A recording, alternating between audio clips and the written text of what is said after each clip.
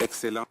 Excellencies, Mr. the President of the United States of America, when for the very first time the head of state of the most powerful country on earth visits the continent and decides to come in person to the Supreme Court of Senegal, well, here beats the heart of the judicial power to speak with the heads of Supreme Courts of Africa.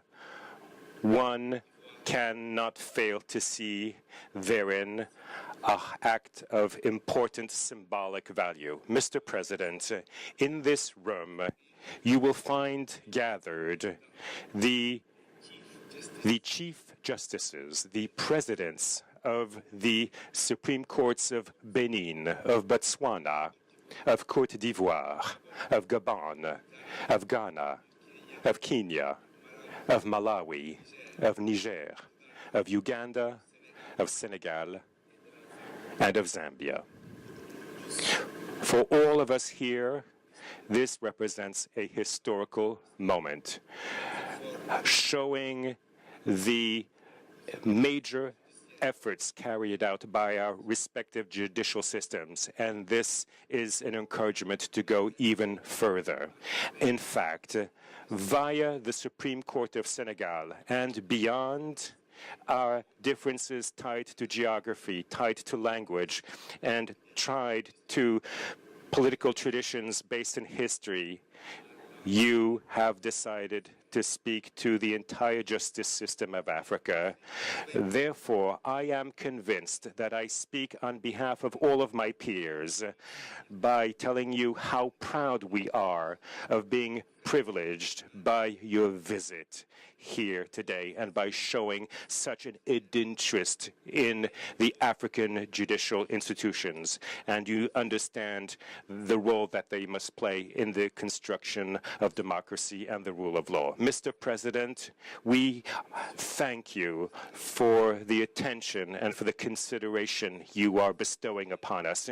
You embody a paradigm. You are at the head of a country which, via its history, is everywhere throughout the world, everywhere has played a major part in history to defend freedom and democracy.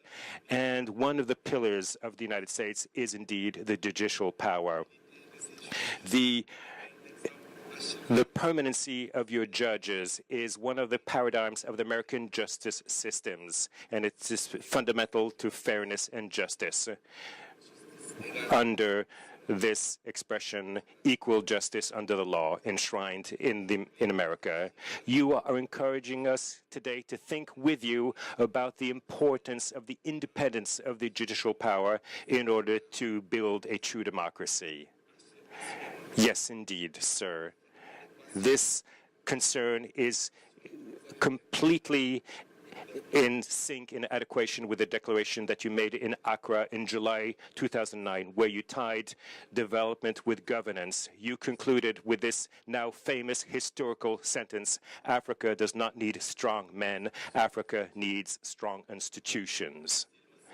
So if it seems wise to me to pause for one moment on the concept of democracy, my intention is not to make an apology of democracy, but I would note the distinction made by the American philosopher Michael Bader, professor at the University of Princeton, between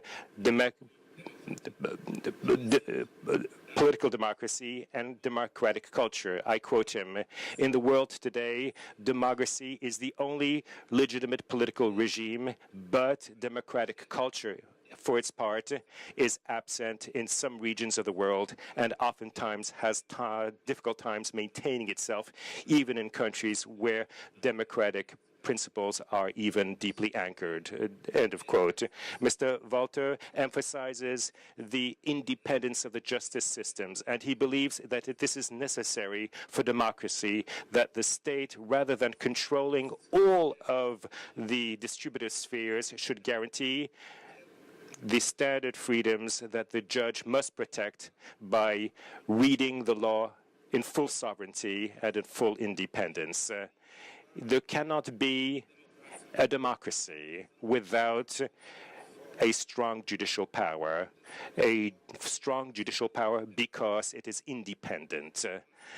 The intervention of the justice system applies in itself to so many regions. For example, the devolution of political power via elections, protection of individual freedoms, of public freedoms, oversight, good governance, good financial governance, the involvement in development by the judicial securitization of economic transitions and political stability due to its regulatory and social role. This is to prove that it plays a fundamental, central part in the sustainability and the anchoring of democracy. Strong institutions, which you have called with all your wishes for Africa. Strong institutions demand, when it comes to justice, a competent judge, a judge who follows the fundamental principles of justice, namely independence and impartiality.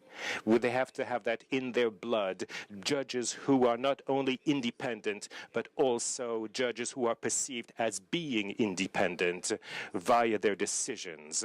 They must work every day in full responsibility on behalf of the strengthening of the democratic process in order to establish a fair and just justice system and in order to embody the concept of justice as a public service. As you said, and as we are convinced ourselves, that Africa can do it, and Africa must do it. Mr. President, your statements are highly awaited, that it would be remiss if I failed to let you speak sooner. Mr. President, God bless you.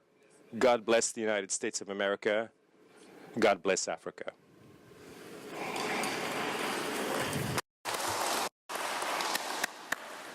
Well, thank you very much, Mr. Chief Justice, for your service here in Senegal, for your powerful words about the work that brings us here together, the recognition that strong democracies depend on strong institutions, and that includes an independent judiciary system and respect for the rule of law. I have to say that it's a great honor to be with such a distinguished group of justices from across Africa. Some of you may know I am a lawyer myself. My grandmother very much wanted me to be a judge instead of going into politics. So even though I disappointed her by going into politics, at least now she knows that a group of judges are willing to meet with me, even if I'm not one myself. So she would be happy about that. First and foremost, this is an opportunity for me to salute the fine work that all of you are doing. These men and women and the institutions that they represent are known for their integrity, their determination to deliver justice fairly, sometimes in the face of threats and sometimes in the face of intimidation. But they understand that what makes for us a strong democracy includes a strong judiciary, one that's independent from politics, one that operates transparently so that citizens can have confidence that the process is free from undue influences, accountability, because even judges are not above the law. And of course, on a much more basic level, judicial systems need funding to do their jobs. So I wanted to have this meeting here as part of my first full day in Africa on this trip. Because I believe that the rule of law is a foundation for governance and also a foundation for human rights and economic growth. It's a pillar of our democracy. Societies are stronger and more stable when there are checks and balances on government power, when citizens know that their rights will be protected from arbitrary or capricious actions, when they have peaceful recourse, when they've been on the receiving end of injustice. Rule of law is what upholds universal human rights. sometimes when nobody else will, a judge can stand up on behalf of someone. And in the United States, one of the basic principles that we strongly believe in is that the judiciary is most important when it comes to minority rights, because the political process oftentimes will recognize the desires of the majority. The question is, when people are on the unpopular side of an issue or a member of a minority group, where can they seek recourse? And oftentimes it's in the courts.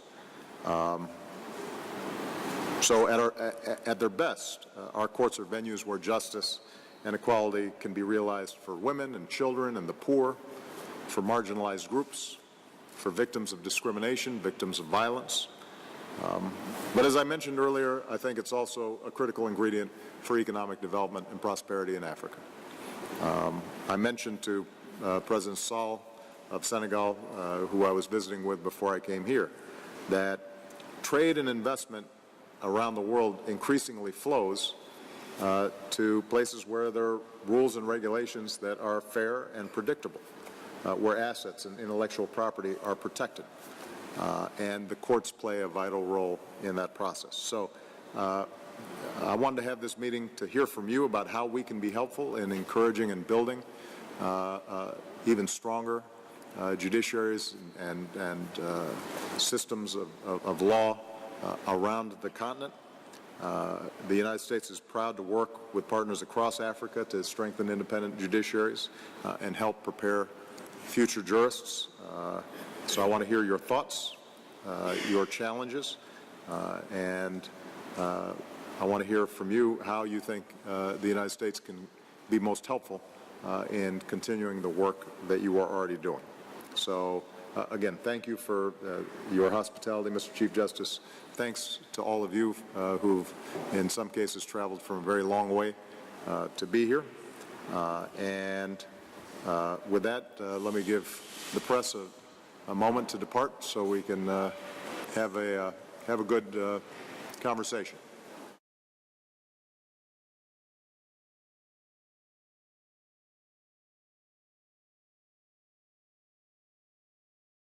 You will find gathered the Chief Justices, the Presidents of the Supreme Courts of Benin, of Botswana, of Côte d'Ivoire, of Gabon, of Ghana, of Kenya, of Malawi, of Niger, of Uganda, of Senegal, and of Zambia. To the Supreme Court of Senegal, well, here beats the heart of the judicial power to speak with the heads of Supreme Courts of Africa. One cannot fail to see therein an act of important symbolic value. Mr. President, in this room, Excellencies, Mr. the President of the United States of America, when, for the very first time, the head of state of the most powerful country on earth visits the continent and decides to come in person, and our differences tied to geography, tied to language, and tied to political traditions based in history, you have decided to speak to the entire justice system of Africa. Therefore, I am convinced that I speak on behalf of all of my peers by telling you how proud we are of you. For all of us here, this represents a historical moment, showing the major efforts carried out by our respective judicial systems, and this is an encouragement to go even further. In fact, via the Supreme Court of Senegal and beyond,